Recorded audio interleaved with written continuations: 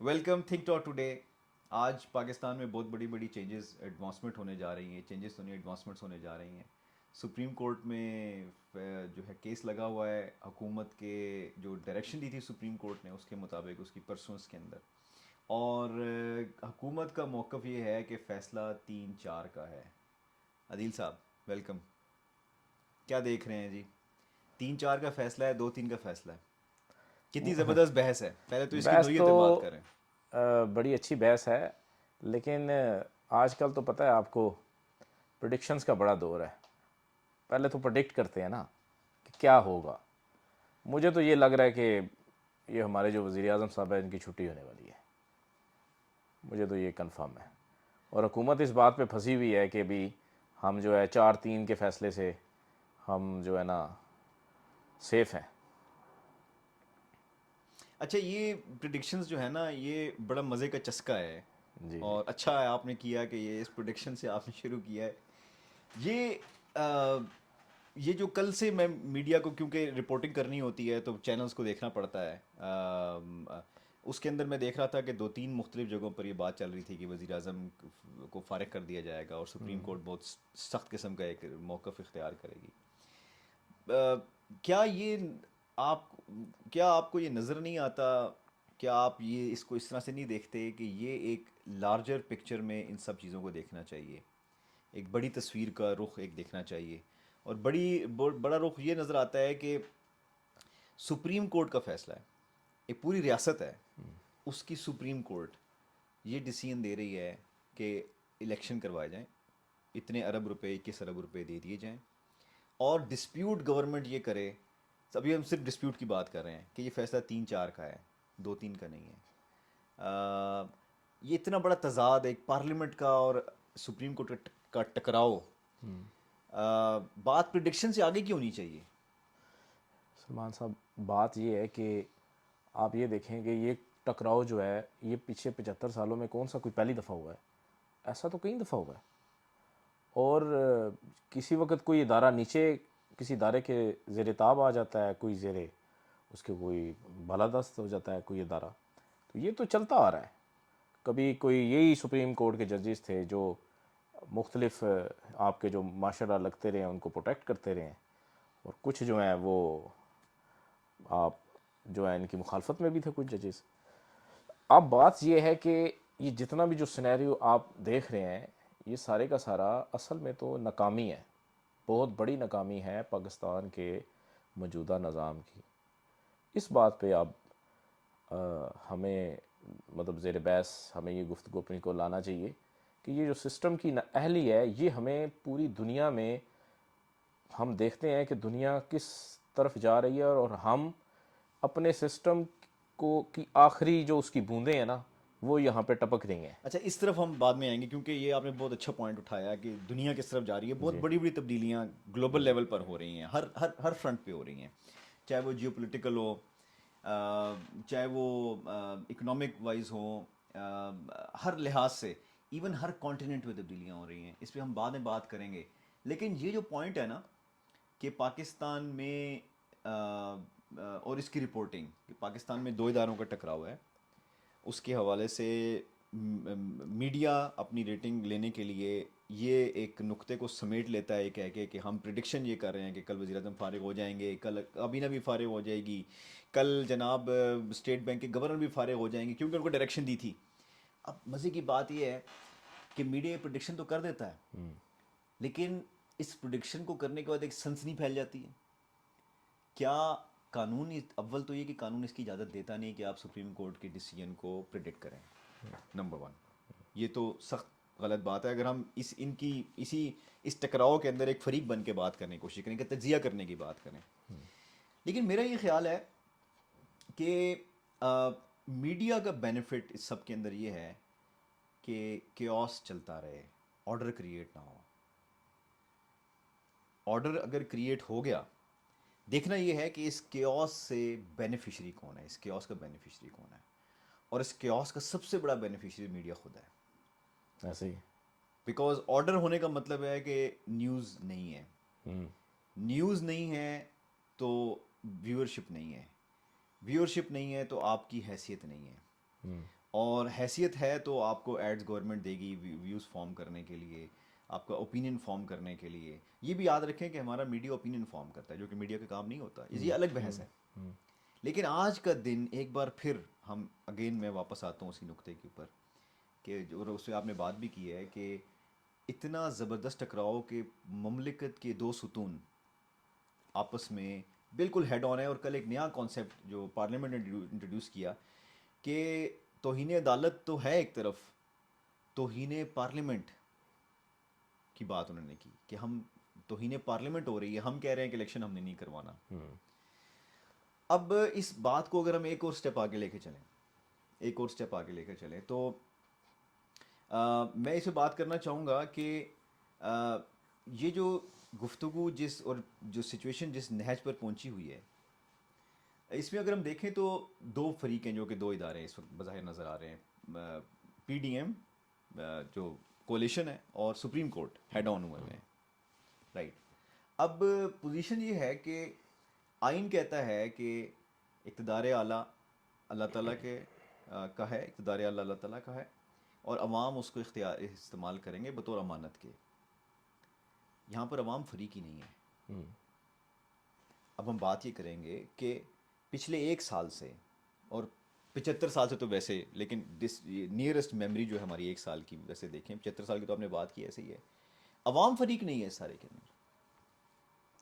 نہیں، اب یہ تو مطلب کلیئر بات ہے نا کہ عوام کی بات کون سی، یہ کون سے عوام کے نمائندے بیٹھے ہیں، میڈیا والے کون سے عوام کے خیر خواہ بیٹھے ہوئے ہیں یہاں پہ عوام کی. اور یہ جو ججز ہیں یہ پیچھے 75 سالوں سے کون سی عوام کی اور عوام کو ریلیف دے دے کے یہاں پر پہنچے. یہاں پر جو نظام ہے وہ اسی سپریم کلاس کو پروٹیکٹ کرنے کا نظام بنایا گیا تھا، اور یہ اسی کے حوالے سے یہ سارے کام کر رہے ہیں.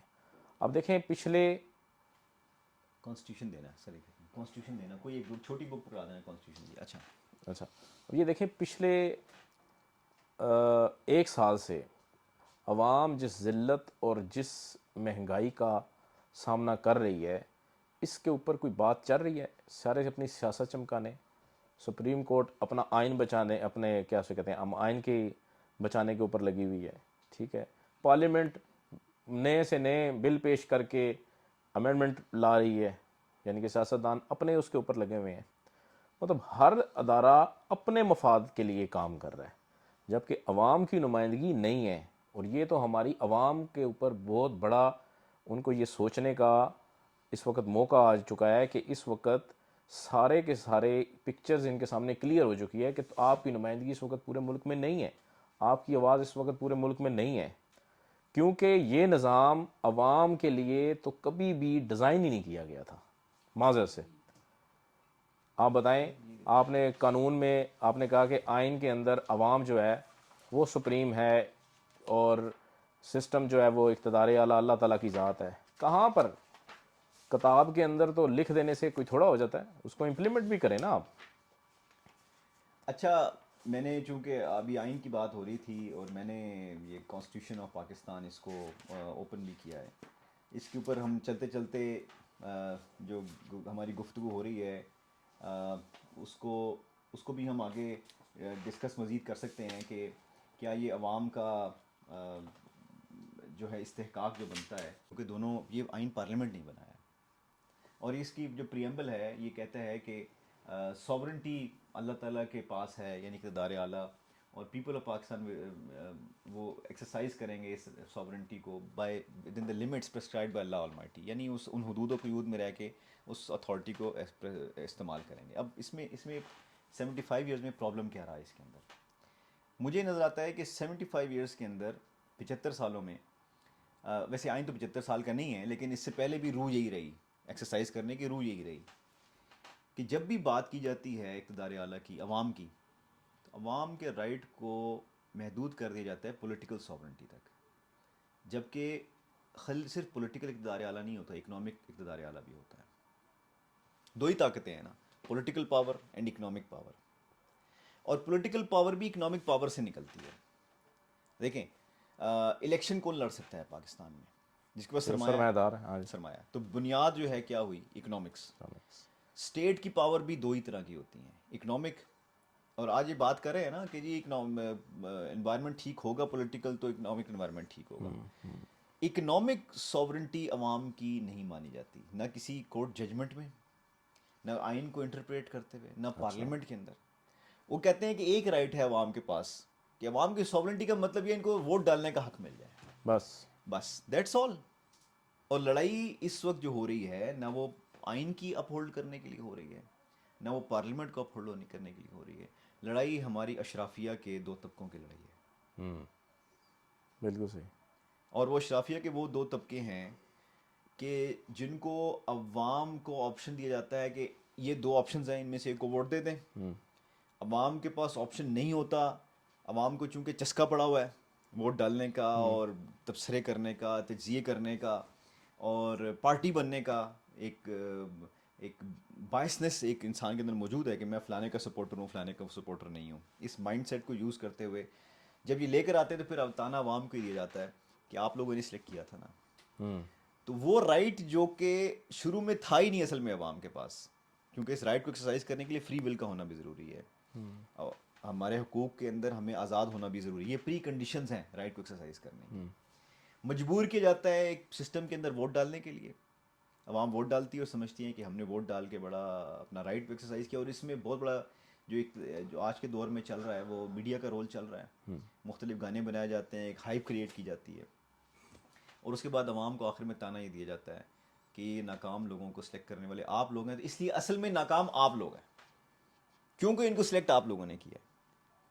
تو ایک ایسا دائرہ ہے جس کے اندر اور عوام اور گفتگو ہمیشہ عوام کے مفاد میں کی جاتی ہے. پی ڈی ایم بھی عوام کے مفاد میں کر رہی ہے، تحریک انصاف بھی عوام کے مفاد میں کر رہی ہے، پارلیمنٹ بھی عوام کے مفاد میں کر رہی ہے، سپریم کورٹ بھی عوام کے مفاد میں کر رہی ہے، لیکن نتیجہ عوام کے مفاد میں نہیں آتا. کیا کہتے ہیں آپ؟ نہیں، آپ نے جو بات کی ہے اس میں تو کوئی دو رائے ہے ہی نہیں نا، بالکل اسی طرح ہی ہے. میرے بھی یہی رائے ہے کہ عوام کی نمائندگی کون کرے گا، سوال یہ ہے. نہ آپ کا آئین کر رہا ہے، نہ آپ کی پارلیمنٹ کر رہی ہے، نہ آپ کے یہاں پہ سرمایہ دار ہیں جو وہ کسی حوالے سے کر رہے ہیں. تو عوام تو بھوکی مر رہی ہے، کوئی آٹوں کی لائنوں میں لگ کے مر رہا ہے، کوئی اور کسی طریقے سے مر رہا ہے. تو یہاں پر تو عوام کی نمائندگی تو ہے ہی نہیں. میں نے آپ کو پہلے بتایا کہ یہاں کے سسٹم کے اندر ڈیزائن میں ہی نہیں ہے. یہ بات دیکھیں کہ ہماری عوام کی نمائندگی کس نے کی ہے آج تک.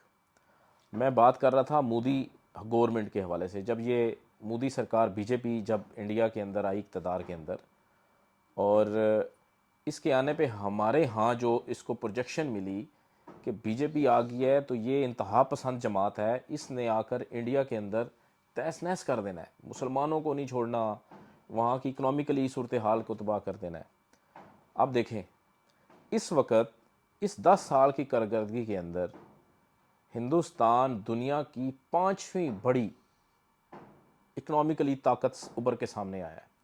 اور ان کا ایم یہ ہے کہ ہم نے کمپیٹ کرنا ہے اور ہم نے چائنا کو کمپیٹ کرنا ہے. ٹھیک ہے. اور دوسری طرف آپ ہیں، اور ہمارے یہاں کیا مسئلہ ہے ابھی کہ 4 کا فیصلہ آنا ہے یا 3 کا فیصلہ آنا ہے. ہم ابھی اس بحث میں پھنسے پڑے ہوئے ہیں. اور دنیا کے اندر جو تبدیلیاں رونما ہو رہی ہیں وہ اپنی عوام کو اٹھا کر اوپر لے کے آ رہی ہے، اور ہم آپس کی اس جنگ کے اندر لگ رہے ہیں. تو آپ بتائیں عوام کہاں پہ ہے؟ عوام تو ہمیں کہیں بھی نظر نہیں آتی، اور نہ ہی عوام اس سسٹم کے اندر کبھی نظر آئے گی.